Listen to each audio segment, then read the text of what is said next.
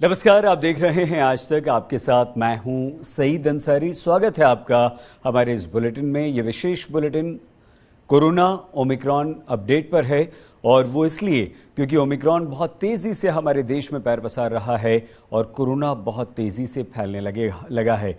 सिर्फ ओमिक्रॉन के कोरोना के इस नए वेरिएंट की बात करें तो 680 प्लस यानी 680 के पार केसेस इंडिया में हमारे देश में हो चुके हैं और महाराष्ट्र 167, लेकिन दिल्ली सबसे आगे हो गया है। पहले महाराष्ट्र और दिल्ली आगे पीछे चल रहे थे, बिल्कुल उसी तरह से। तो महाराष्ट्र और दिल्ली ये दो राज्य हैं हमारे, वो सबसे ज़्यादा प्रभावित हैं। 17 राज्यों में ओमिक्रॉन अपने पैर पसार चुका है और मध्य प्रदेश में केसेस अचानक से बढ़ गए हैं। देखिए 9 केसेस मध्य प्रदेश में हो गए हैं।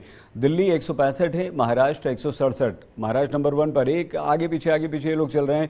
केरल, चंडीगढ़, आंध्र प्रदेश, पश्चिम बंगाल, तमिलनाडु में काफ़ी ज़्यादा है। तेलंगाना में बहुत ज़्यादा केसेस हैं, लेकिन ये लद्दाख तक में एक केस पहुंच चुका है। इसका मतलब ये हुआ कि हमें इसे इस तरह से समझना चाहिए। हम इसको ऐसे न देखें कि कुछ राज्य ऐसे हैं जहां 2-4 केस हैं, 3, 4, 5, 1 ऐसा नहीं है। इसे हम इस तरह से समझें कि देखिए, अगर लद्दाख तक सुदूर हमारे उस प्रदेश में एक वहां पहुंच चुका है तो फिर इसका असर कितना खतरनाक होगा। अब देखिए 2 दिसंबर को पहला केस ओमिक्रॉन का हमने नोटिस किया था और सिर्फ ये 27 दिसंबर हुआ, यानी कि 25 दिन में, एक महीना भी नहीं गुजरा है कितनी तेजी से यह आंकड़ा 600 को पार कर गया है। 2 से 18 तारीख तक ये 100 चला गया और उसके बाद देखिए रफ्तार कैसे बढ़ रही है। सिर्फ 18 से 19, 20, 21 3 दिन में ये आंकड़ा 100 यानी कि 200 तक पहुंच गया था। सिर्फ 2 दिन में 300 तक पहुंचा, यानी कि 300 केस बढ़े। 23 और 24 के बीच फिर 100 केस बढ़ गए। 24 और 26 तारीख में फिर 500 पर यह आंकड़ा पहुंच गया। मतलब ये है कि 100 मरीज अगर रोज आ रहे हैं तो ये जो ग्राफ है ये बहुत ज़्यादा हमें डराता है। दुनिया की बात करें तो दुनिया में तो बेहद गंभीर ओमिक्रॉन के मामले बहुत तेज़ी से बढ़ रहे हैं। अभी तक पूरी दुनिया में 2,53,055 केस सामने आ चुके हैं। ये दुनिया का जो आंकड़ा है अभी, और ये बहुत ज़्यादा डराता है। 117 देशों में ओमिक्रॉन अपने पैर पसार चुका है। भारत की बात हमने कर ली है, लेकिन दुनिया के विभिन्न देशों में सबसे ज़्यादा ये जो परेशान कर रहा है वो ब्रिटेन को परेशान कर रहा है। डेथ्स ओमिक्रॉन से होनी शुरू हो चुकी हैं 119 देशों में। अगर दिल्ली पर एक बार फिर से आए तो कोरोना के बढ़ते मामलों को देखते हुए दिल्ली के मुख्यमंत्री अरविंद केजरीवाल ने दिल्ली में येलो अलर्ट का ऐलान किया है। दिल्ली में अब रात 10 बजे से सुबह 5 बजे तक रात का कर्फ्यू लागू है। ऑड इवन नियम के तहत सुबह 10 बजे से रात 8 बजे तक गैर ज़रूरी सेवाओं या सामान वाली दुकानें, मॉल्स खुले रहेंगे। रेस्टोरेंट 50% क्षमता के साथ खुलेंगे, लेकिन सुबह 8 बजे से रात 10 बजे तक। सिनेमा हॉल्स, मल्टीप्लेक्सेस बंद कर दिए गए हैं। बैंक्वेट हॉल्स, ऑडिटोरियम बंद कर दिए गए हैं। अरविंद केजरीवाल क्या कहते हैं, सुनिए। पिछले कुछ दिनों से कोरोना के केसेस बढ़ने लगे हैं। देश भर में भी बढ़ रहे हैं, दिल्ली में भी काफ़ी तेजी के साथ केसेस बढ़ रहे हैं। लेकिन अच्छी बात यह है कि घबराने की बात नहीं है, डरने की बात बिल्कुल भी नहीं है इस बार, क्योंकि केसेस जो बढ़ रहे हैं वो मोस्टली माइल्ड केसेस हैं, एसिम्टोमेटिक केसेस हैं। अधिकतर केसेस में ना तो अस्पताल जाने की जरूरत पड़ रही है, ना ऑक्सीजन की जरूरत पड़ रही है, ना आईसीयू की जरूरत पड़ रही है, ना वेंटिलेटर की जरूरत पड़ रही है। बहुत ही माइल्ड केसेस हैं और बहुत ही एसिम्टोमेटिक केसेस हैं, बहुत सारे। हम नहीं चाहते कि कोरोना फैले, इसीलिए बार बार अपील कर रहे हैं, आपसे सबसे अपील कर रहे हैं कि भाई मार्केट में जाओ, घर से बाहर जाओ, दफ्तर जाओ, कहीं भी जाओ तो मास्क जरूर पहन के रखें। हमें जिम्मेदार बनना है, लेकिन डरना नहीं है। थोड़ा सा दुख होता है जब देखते हैं मार्केट के अंदर इतनी भीड़ है, मॉल के अंदर इतनी भीड़ है, तस्वीरें आती हैं, वीडियो आते हैं, और इतनी भीड़ में किसी ने मास्क नहीं पहन रखा। अगर आप अपना ख्याल नहीं रखेंगे तो फिर कौन रखेगा? जो हम जितनी सख्तियां कर रहे हैं वो भी इसी के लिए कर रहे हैं, क्योंकि हम नहीं चाहते कि आपके घर में कोरोना आए। कुछ चीज़ों के ऊपर पाबंदियां लगाई जा रही हैं। इसकी पूरा डिटेल्ड ऑर्डर आपके सामने आ जाएगा कि कौन कौन सी चीज़ों पे क्या क्या पाबंदियां लगाई जा रही हैं। लेकिन ये पाबंदियां आपके लिए लगाई जा रही हैं, मैं जानता हूँ आप सब लोग थक चुके हैं। 2 साल हो गए कोरोना को, 2 साल के अंदर इतनी बार पाबंदियां लगी कि आप सब लोग थक चुके हैं।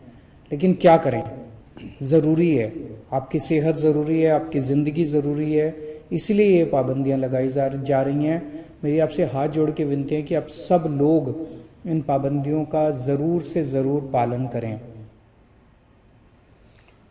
दिल्ली के मुख्यमंत्री अरविंद केजरीवाल को यहाँ पर आपने सुना, दिल्ली में प्रतिबंध लगा दिए गए हैं, लेकिन ये केसेस आखिर अचानक से दिसंबर अंत में जनवरी की शुरुआत होने से पहले क्यों इतनी तेजी से बढ़ रहे हैं। हमारे साथ डॉक्टर समीर भाटी इस वक्त मौजूद हैं। बहुत धन्यवाद डॉक्टर भाटी, एक बार फिर से आपका हमारे साथ जुड़ने के लिए, और आज तक पर आपका स्वागत है डॉक्टर भाटी। डॉक्टर भाटी, आप वैसे तो पूरे देश की बात कीजिए, लेकिन साथ ही साथ हमें यह भी बताइए कि दिल्ली में अचानक से केसेस बढ़ने के पीछे कारण क्या है। बिल्कुल, देखिए वैसे मैं आपको बताऊं तो दिल्ली का हम बहुत ही क्लोजली मॉनिटर कर रहे हैं। अगर पिछले 2 साल से सब चीजों को देखें, दिल्ली का आपने सुना होगा सीरो पॉजिटिविटी, मतलब इसमें सीरो पॉजिटिविटी में 90% के करीब जो डेटा आया था, मतलब कि ऑलरेडी 90% लोग इन्फेक्ट हो चुके हैं, पहली बात। दूसरा, दिल्ली के अंदर काफी तेजी से वैक्सीनेशन ड्राइव भी चला है, लोगों को वैक्सीन भी लग चुकी है।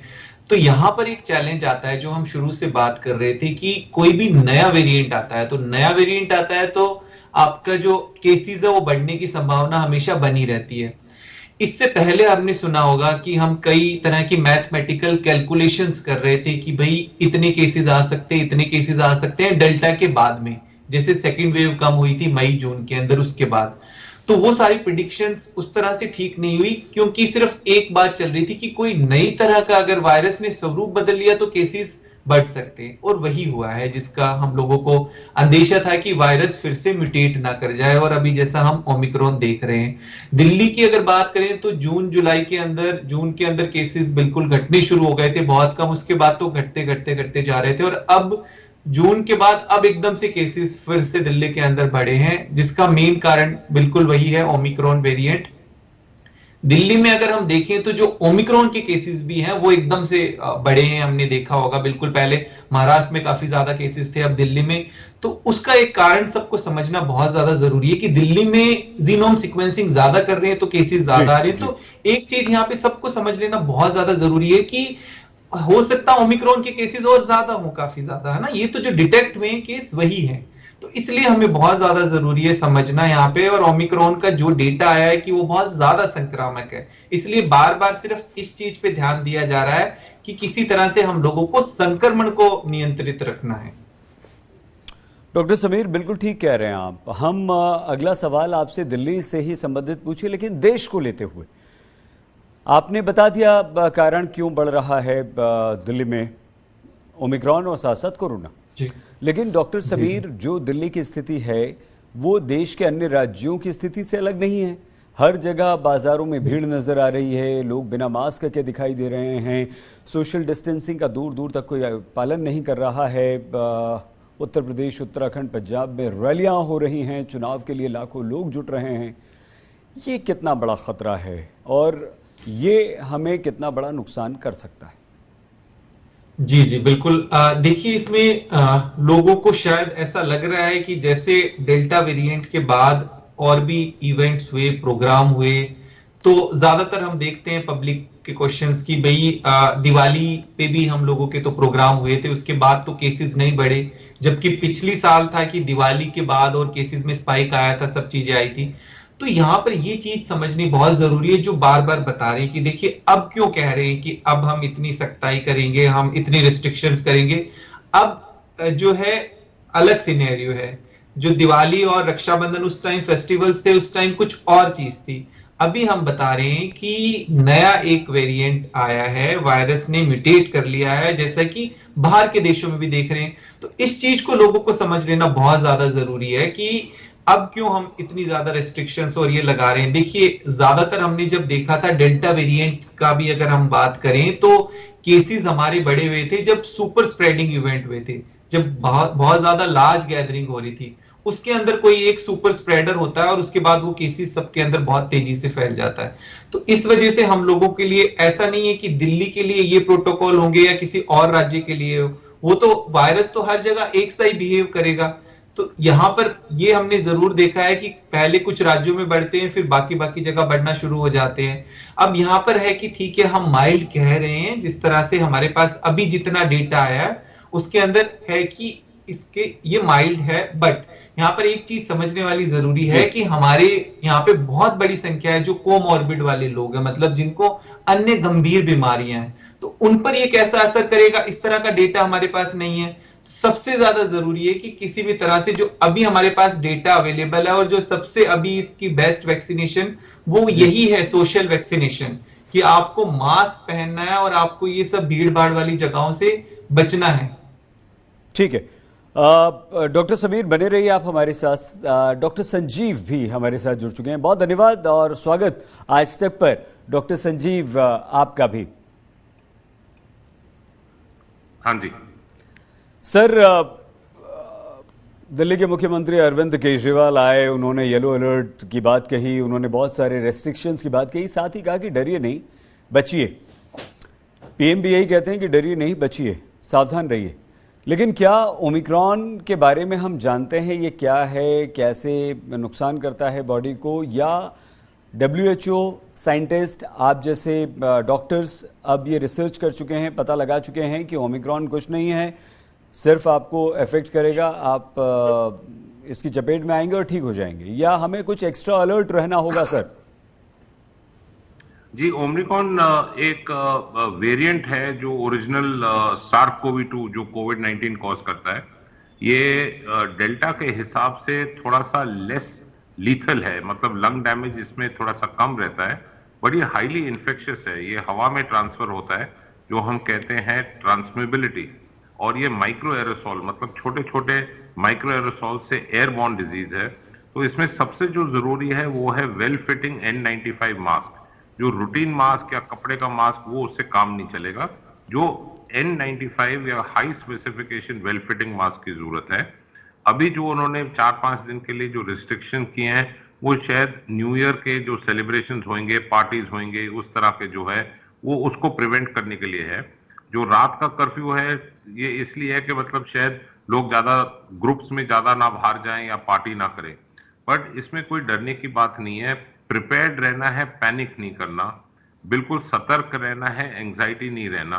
मास्क नहीं भूलिए, अपने दोनों वैक्सीन इमीडिएटली कराइए, और फिर जनवरी से जो बच्चों का और जो थर्ड वैक्सीन है वो तो आएगा ही। ये हवा से ट्रांसफर होता है, तो close crowded places, poorly ventilated places, जो बिल्कुल 30, 40, 50 लोग जैसे हॉल में भरे हो, उस तरह के इवेंट्स अवॉइड करिए, मैरिजेस अवॉइड करिए। ये खाली इस दरमियान के लिए है प्रिकॉशंस, बट अदरवाइज अगर आपने वैक्सीन कराया है और जो आपका मास्क है वो आपको बचा के रखेगा। Doctor Baghel, doctor Sanjeev Baghel sir, आपने कहा कि बच के रहिए, भीड़ भाड़ में मत जाइए, लेकिन हमारे देश के लोगों में, हम लोगों में, हम भी उनमें शामिल हैं, ये एक बात आ गई है कि बहुत ज़्यादा ये फैटल नहीं करेगा, बहुत डेंजरस नहीं है, परेशान होने की ज़रूरत नहीं है, अगर हम इसकी चपेट में आ भी गए, पॉजिटिव हो भी गए तो कोई बात नहीं, ठीक हो जाएगा। ये हमारा जो एटीट्यूड है और ये जो कैजुअल अप्रोच है सर, ये डॉक्टर बघेल कितना नुकसान पहुंचा सकती है? देखिए, ऐसे है कि ये ऑब्वियसली ये पूरा जो पेंडेमिक का जो किस्सा है ये अक्सर 2, 4, 6 महीने में एंड नहीं होता। ये पिछला जो पेंडेमिक भी था पूरे 1.5-2 साल चला था, ये भी अब सेकेंड ईयर एंट्री कर रहा है। इसमें हमने प्रिकॉशन अपर मोस्ट रखने हैं। कोई भी केयरलेसनेस या कोई भी हमारा जो केयरलेस एटीट्यूड है वो भारी पड़ सकता है। लेस लीथल का ये मतलब नहीं है कि बॉडी में डैमेज नहीं होगा, बॉडी में डैमेज हो सकता है, बट क्योंकि अगर आपका दोनों वैक्सीन कराए हुए हैं और आप मास्क पहने, ये सीवियर डिजीज एंड डेथ से जरूर आपको प्रिवेंट करेगा। आपका सबसे जो महत्वपूर्ण बैरियर है वो है mask. Social distancing and crowded places में प्लीज मत जाइए। विंटर में एंड पोल्यूशन के कारण, लो टेम्परेचर्स एंड पोल्यूशन के कारण ये जो एयरबॉर्न वायरस है ये ज्यादा फैलता है, इसलिए इस टाइम पर बिल्कुल केयरफुल रहना बहुत मैंडेटरी और बहुत इंपॉर्टेंट है। बिल्कुल ठीक है डॉक्टर बघेल, ऐसे में जब हमारे देश में रेस्ट्रिक्शंस, प्रतिबंध लगाए जा रहे हैं, नाइट कर्फ्यू लगा दिया गया है, आपको लगता है सर कि जो पॉलिटिकल रैलीज हो रही हैं ये एक बड़ा कारण बन सकती हैं ओमिक्रॉन और कोरोना स्प्रेड का? जी, तो कोई भी gathering, religious, political, social, marriage, कोई भी गैदरिंग, मैं दोबारा रिपीट कर रहा हूं, सर, कारण कोई भी हो, अगर गैदरिंग होगी किसी भी कारण की, वो सुपर स्प्रेडर इवेंट होगा ही, इसमें कोई दो राय नहीं है। जो रैलीज हो रही हैं या जैसे रिलीजियस कॉन्ग्रेगेशंस हो रहे हैं या मैरिजेस हैं, उसमें ज्यादातर देखा गया है कि लोग ना मास्क पहन रहे हैं, ना सोशल डिस्टेंसिंग है, ओवर क्राउडेड मार्केट एरियाज, अभी दिल्ली में हमने सरोजनी नगर में देखा, बाकी मार्केट एरियाज में देखा, ये घातक हो सकता है। तो मेरी यही रिक्वेस्ट होगी कि इस तरह के जो इवेंट्स हैं अगले 2-3 महीने ना हो, पूरा देश बचा रहेगा। ये बहुत बड़ी बात है डॉक्टर बगई, आपकी सलाह जो है वही। डॉक्टर संजीव, हम भी क्या आप भी यही रिकमेंड करते हैं कि किसी भी तरह की सोशल गैदरिंग, वो बड़ी हो छोटी हो, आउटडोर इवेंट्स हो, घर में कोई छोटी मोटी पार्टी कर रहे हो, कुछ वक्त के लिए, महीने 2 महीने के लिए हमें बंद कर देनी चाहिए? बिल्कुल, मेरा ख्याल हमारी पूरी जिंदगी आगे है, अगर हम बचे रहेंगे तो हम आगे जिंदगी बढ़ाएंगे। बट अगले 3-4-6 हफ्ते बहुत जरूरी हैं, क्योंकि मैं दोबारा रिपीट कर रहा हूं, विंटर में रिलेटिव ह्यूमिडिटी के कारण एंड पोल्यूशन, स्मॉग के कारण ये वायरस ज्यादा फैलता है। ये वायरस 60 फुट से ज्यादा फैल सकता है, घूम सकता है, ये एक कमरे से दूसरे कमरे तक जा सकता है। सो मेरे हिसाब से तो बिल्कुल इसमें कोई सेंस की बात ही नहीं है कि आप बिल्कुल क्लोज क्राउडेड प्लेसेस में जाएं या बिना मास्क के घूमें। और इस तरह के इवेंट्स, जैसे मैंने कहा, पॉलिटिकल रैलीज हो या रिलीजियस गैदरिंग्स हो, लार्ज चर्चेस में जो क्वायर होती है, या मंदिर में बहुत ज्यादा लोग क्राउड करते हैं, या मस्जिद में लोग क्राउड करते हैं, आप अगले 2-3 महीने घर से प्रार्थना करिए। मैरिजेस लिमिट रखा हुआ है 50 का या 100 का, उसको ओबे करिए। अगर आप कहीं जाना भी है, बिल्कुल जरूरी है, कम से कम टाइम के लिए जाइए, और मास्क बिल्कुल आपने उतारना नहीं। जी, डॉक्टर भाटी, क्या आपको लगता है कि हम वो सेकेंड वेव को भूल गए हैं जिसने पूरे देश को रुला दिया था, परेशान करके रख दिया था, और हम कोई भी परिवार देश का ऐसा नहीं है जो कहीं ना कहीं प्रभावित ना हुआ? हमारे घर से दोस्त, यार, रिश्तेदार या जानने वालों कोई हमें छोड़कर ना गया हो। डॉक्टर भाटी, आपको लगता है कि हम वो भूल गए हैं और हमें वो एक बार याद करना चाहिए, तभी हम इतिहास से सबक लेकर इस नए ओमिक्रॉन से लड़ पाएंगे, या इससे डर पाएंगे, या इससे बच पाएंगे? सर बिल्कुल, देखिए, उसमें तो कोई भी परिवार या कोई भी ऐसे अछूता रहा नहीं था, और किसी के भी कोई भी रिसोर्सेज काम नहीं आए थे। ये तो सबने देखा, बिल्कुल पूरे देश ने देखा। इसमें एक चीज समझने वाली बात जरूरी है कि पिछली बार जब ये वेरिएंट आया था, डेल्टा वेरिएंट, तो उस समय इतना अंदेशा भी नहीं था कि इस तरह का कोई वेरिएंट आएगा। और हमने देखा कि एकदम से अप्रैल के अंदर फर्स्ट वीक में क्या होने लग गया, वो हम लोगों को भी नहीं पता था, एकदम से अचानक से। इस बार तो सब चीजें पता है, और पहले हमने देखा है कि डेल्टा वेरिएंट यहां पर आया, यहां पर काफी तबाही मचाई, उसके बाद बाकी देशों में। पर अब हम इस ओमिक्रॉन को देख रहे हैं कि अन्य देशों में हम देख रहे हैं कि किस तरह की स्थिति बनी हुई है, और वो देश भी हम देखेंगे कि कितनी तरह से साधन संपन्न देश है, और वहां पर भी इस तरह से चैलेंज आ रहा है। मैं यूके की भी अभी बात कर रहा था, तो वहां पे यूके में देखा है कि आपकी जो हेल्थ केयर वर्कर्स है वो ओवरलोडेड हो गए हैं, हेल्थ केयर इंफ्रास्ट्रक्चर पे इतना स्ट्रेन पड़ गया है। तो आप इन सबको, हम सब लोगों को ये समझने वाली बात बहुत ज्यादा जरूरी है कि हमारी पॉपुलेशन जिस हिसाब से है, अगर हम मान के चलते हैं सब कुछ कि हम वैक्सीनेटेड हो गए हैं, हम लोगों को नेचुरल इम्यूनिटी है, सब चीजें ठीक है, मान के चलते, बट फिर भी एक वर्ग ऐसा है जो अभी तक भी वैक्सीनेटेड नहीं हुआ है, जो अभी तक भी कोमॉर्बिड है। और दूसरा, आप जैसे सरकार ड्राइव चला रही है उनके लिए बूस्टर डोज देना है, पर इस दौरान अगर इन्फेक्ट हो गए तो बूस्टर डोज भी हम नहीं दे सकते उस टाइम। तो बहुत सारी इस चीजों को हमें समझ लेना बहुत ज्यादा जरूरी है। और दूसरा, हम कई बार देखते हैं कि बाहर की डोजेस का जिक्र कर दिया डॉक्टर भाटी, 2 डोज और मंजूरी मिल चुकी है, उसके बारे में क्या कहेंगे आप? हाँ, देखिए, मैं इसमें बताना चाह रहा हूं कि हमारी 2 तरह से इसके ऊपर लड़ाई है। एक तो संक्रमण को रोकना है, और दूसरा हमें बीमारी को निश्चित तौर पे कम करना है, रोकना है। कि वैक्सीनेशन आपके संक्रमण को तो नहीं रोकेगी, जैसा हम पहले से बता रहे हैं कि वैक्सीन लगने के बाद संक्रमण तो हो ही सकता है, बट हाँ, जैसा जैसा नई चीजें आ रही है कि आपका अभी न्यू एडिशन हम बोले कि हमारे जो ये कोविड की लड़ाई है, जंग है, इसके अंदर नए नए हथियार आ रहे हैं कि हमारे बच्चों के लिए एक तो वैक्सीनेशन जो शुरू होने वाली है नेक्स्ट वीक के अंदर, और उसके अलावा हमारी कोमॉर्बिड के लिए और स्पेशली हेल्थ केयर वर्कर के लिए, इसके अलावा 2 और वैक्सीन को जिस तरह से आज मंजूरी मिल गई। तो ये सब चीजें सरकार की तरफ से एफर्ट्स आ रहे हैं, पर इसमें हम बार बार बात कर रहे हैं कि ये सब चीजें, वैक्सीन लगेगी, वैक्सीन लगने के बाद उसका इम्यूनिटी डेवलप होती है, उन सब चीजों में समय लगता है। पर फिलहाल अगर हम देखें जो हमारी स्थिति है इस समय, जो सबसे बड़ा हथियार हमारा, जैसा डॉक्टर बगई ने भी बताया कि इस समय तो सबसे ज्यादा रोल हमारा आ जाता है, समाज का आ जाता है सबसे ज्यादा, कि हम संक्रमण को कितना रोक लें, क्योंकि अगर संक्रमण बढ़ा तो हॉस्पिटल पे लोड बढ़ जाएगा। और सबसे ज्यादा जो चैलेंज हम लोगों के साथ है कि हमारे जो दूसरे नॉन कोविड वाले लोग हैं उनको फिर उस तरह से उपचार नहीं मिल पाता, कि एक बार हमने हॉस्पिटल्स को कोविड में कन्वर्ट कर दिया तो जो नॉन कोविड उपचार है उसमें कहीं ना कहीं जो है डिले हो जाता है, जैसा कि 2 साल में हम लोगों ने देखा भी।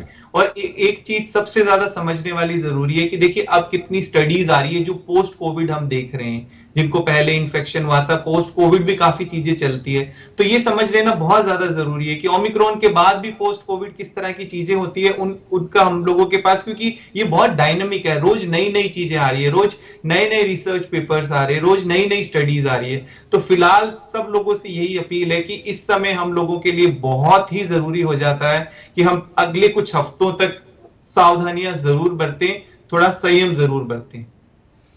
डॉक्टर भाटी, मान लीजिए जिस तरह से ये कहा जा रहा है कि बहुत तेजी से स्प्रेड करता है, 6 गुना ज्यादा डेल्टा के मुकाबले में ओमिक्रॉन जो है वो स्प्रेड करता है। अगर ऐसा होता है जनवरी एंड या फरवरी तक, मान लीजिए इतने ज़्यादा केसेस हो जाते हैं, ना हो ऐसा, हम आशा करते हैं कि बिल्कुल ऐसा ना हो, तो हमारे हॉस्पिटल्स पर किस तरह का बोझ पड़ेगा और तब हमें कितनी परेशानी आ सकती है? हाँ, देखिए इसमें अब अगर पहले और अब की बात करें तो इंफ्रास्ट्रक्चर में तो देखिए काफी चेंजेस आ गया है, इवन टेस्टिंग की कैपेसिटी और ये सब चीजें भी काफी बढ़ गई है, तो निश्चित तौर पे हम ज्यादा तेजी से इसको ट्रैक तो कर पाएंगे, ये बात ठीक है।